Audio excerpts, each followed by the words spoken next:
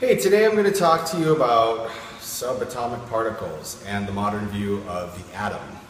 So as you found out from the lab activity that we performed regarding the gold foil experiment, the atom was originally thought of to be this positively charged matrix, which basically, if you think about gel, so to speak, and there were little negatively charged electrons randomly floating around in the atom.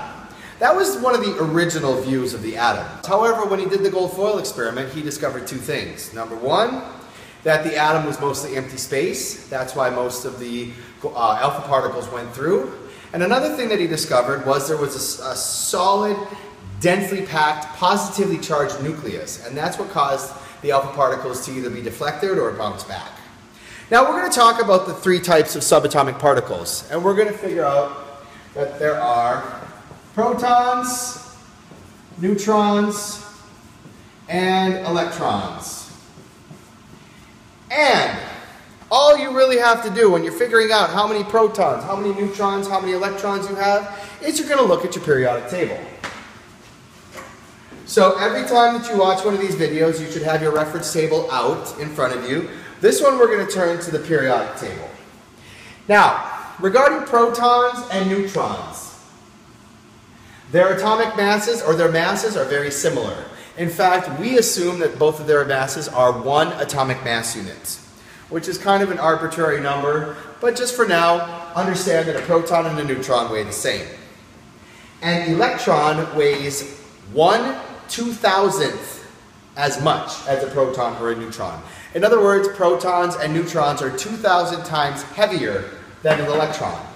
For our purposes in high school chemistry, we assume that electron is equal to nothing. Okay? Now how do we figure out how many protons and how many neutrons and how many electrons we have in an atom?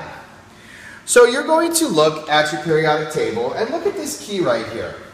We're only going to pay attention to two numbers right now, the atomic mass and the atomic number. First of all, proton is equal to the atomic number. And to calculate the number of neutrons, you take the mass minus the atomic number. That is how you calculate neutrons.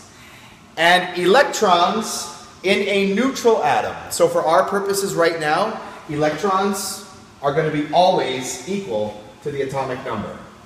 We're going to start figuring out situations when the electrons are going to be different, but for right now, understand that the number of protons equals the number of electrons in a neutral atom. Okay? So I want you to look at these practice problems right here on the side and practice away.